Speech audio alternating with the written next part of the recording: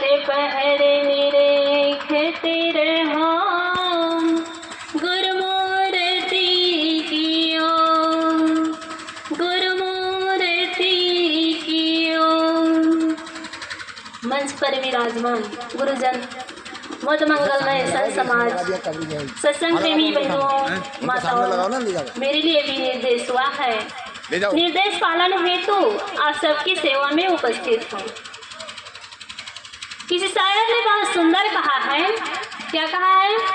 एकता से राष्ट्र का निर्माण होता है, एकता से राष्ट्र का निर्माण होता है, प्रेम से देश का कल्याण होता है। स्नेह का दीप जलाओ घर घर, प्रेम ही आजादी का पैगाम होता है बंधुओं, प्रेम ही आजादी का पैगाम होता है। लेकिन आज इंसान एकता के नाम पर एक घेरा बंदी मान लिए हैं। मनुष्य मात्र के लिए एकता के सूत्र में सदगुरु कबीर ने पिरोने का कोशिश किए हैं। लेकिन आज हम, कोई कहते हैं हम कबीरपंथी हैं, कोई कहते हैं हम ओम शांति वाले हैं, कोई कहते हैं हम और अमुक पता नहीं क्या क्या, मैं गिनती करूं तो 10 मिनट क्या 10 दिन बीत जाए, गिनती नहीं कर पाऊंगी। तो अगर धारण कर ले, अपने जीवन में आचरण कर ले, तो हमारा कल्याण इस जीवन में निश्चित है बंधुओं, निश्चित है। हम करते क्या हैं? एकता के नाम पे लड़ाई झगड़ा करते रहते हैं और अपना समय बर्बाद करते हैं। जीवन में हम या तो अतीत में जीते हैं या तो भविष्य में जीते हैं, यही हमारी गड़बड़ी है। गड़बड़ी हम कहाँ करते हैं? या तो हम भूत में जीते हैं या भविष्य में जीते हैं, और हमें जीना किसमें चाहिए? वर्तमान में। वर्तमान में नहीं जी पाते हैं। आज हम वर्तमान में नहीं जीते हैं ना, इसी कारण से जीवन में दुख है, कष्ट है, कलह है। और अगर हम वर्तमान में जीना जान जाएं तो हमारे बच्चे राम, बुद्ध, कबीर, महावीर बन जाएंगे।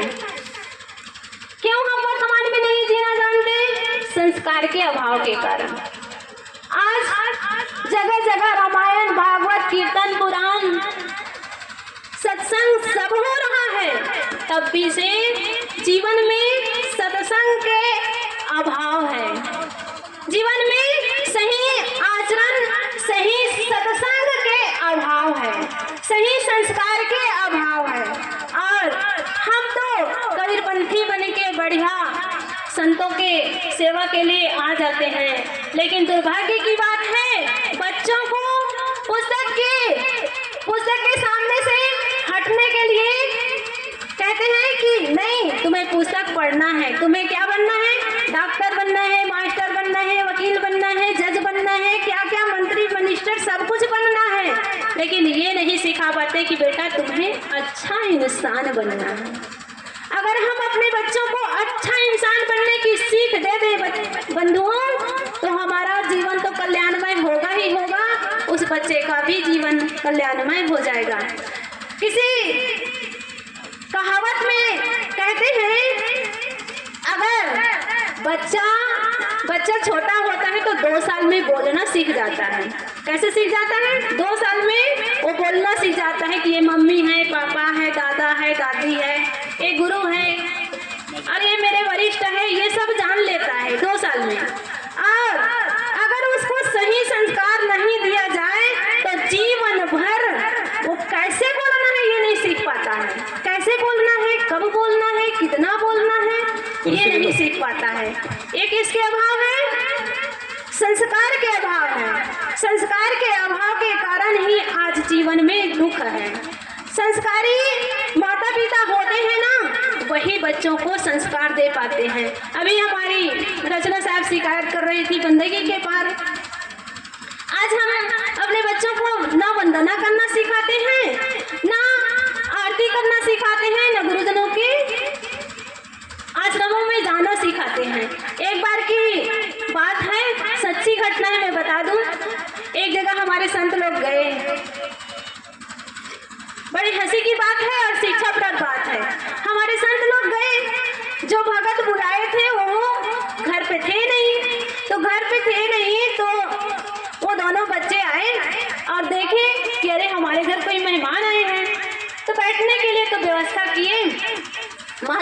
बैठाए और बैठा करके फिर महात्मा लोग कहे कि तुम्हारे माता पिता कहाँ गए हैं, तो बताए जहाँ गए थे।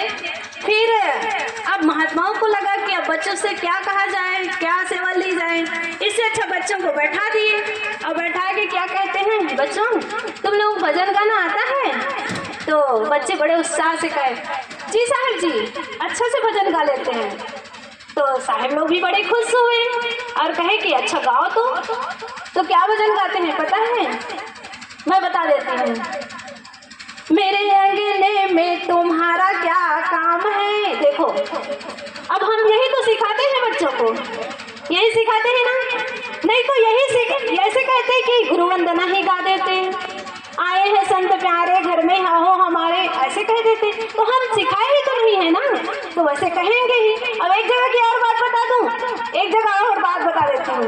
एक हमारे चरणपाल साहब जी हैं, छत्तीसगढ़ के बहुत महान संत हुए हैं। हमारे साहब जी देखे हैं उनके आश्रम, बहुत बड़ा आश्रम है।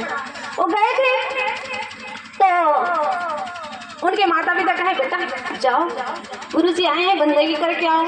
छोटा बच्चा ये बच्चा इतना ही रहा होगा, तो कहे गुरुजी के पास गए। गुरुजी गए थे बाथरूम, तो फिर एक बार फिर वापस आ गए।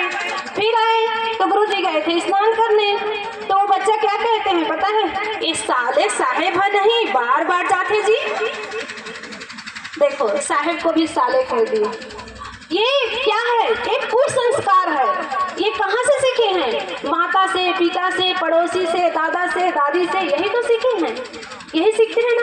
अगर वही बच्चे को हम गुरु वंदना सिखाते, आरती सिखाते, गीता के कोई श्लोक सिखाते, कबीर साहब के कोई बीजा के साखी सिखाते, तो वो बच्चे गुरुजनों के पास साखी बोलते ना।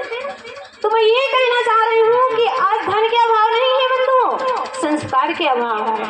धन के अभाव में रह करके माता सीता लोग उसको कहाँ से कहाँ पहुँचा दिए, है ना। बंदा ऐसा धन के अभाव रहते हुए भी, धन के अभाव नहीं, वो शिक्षा के अभाव रहते हुए भी वो 7 पुत्रों को सन्यासी बना दिए, साधु बना दिए, कल्याण के मार्ग में आगे बढ़ा दिए। तो हम अपने आप को देखें और देख करके सोचें कि हम क्या कर रहे हैं। हमारे संत महात्मा तो कहते रहेंगे और हम सुनते भी रहेंगे, लेकिन कितना हम हमारे जीवन में धारण कर रहे हैं, ये महत्व की बात है। हमारी रचना साहब एक बात कहती है, हम कितना सत्संग सुनते हैं इसका महत्व नहीं है, कितने बड़े संत महात्मा हमारे द्वार और हमारे मंच में आते हैं इसका भी कम महत्व है।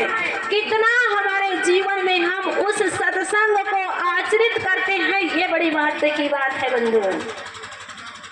तो हम सत्संग में आकर के एक संकल्प करें। क्या संकल्प करें? एक संकल्प ये करें कि आज से हम यहाँ से एक संकल्प करते हैं कि जो हमारे जीवन में कोई बुराई है, कोई दोष है, उसको हम त्यागें और त्याग करके हम संत गुरुजनों के सानिध्य में आए हैं तो यहाँ से कुछ न कुछ लेके जाए, एक सूत्र तो लेके जाए, तभी हमारा सत्संग सुनना सार्थक होगा। नहीं तो हमारा जीवन ऐसा ही बीत जाएगा बंधुओं और हम जहाँ के तहाँ रह जाएंगे। मेरा समय पूरा हुआ, मैं अपने वाणी को विराम देती हूँ और आप सबको धन्यवाद देती हूँ कि आप लोगों ने बहुत धैर्य से, बड़े प्यार से, शांति से मेरी बातों को सुने। बोलिए सदगुरु कबीर साहेब की जय, संत समाज की जय, साहेब बंदगी।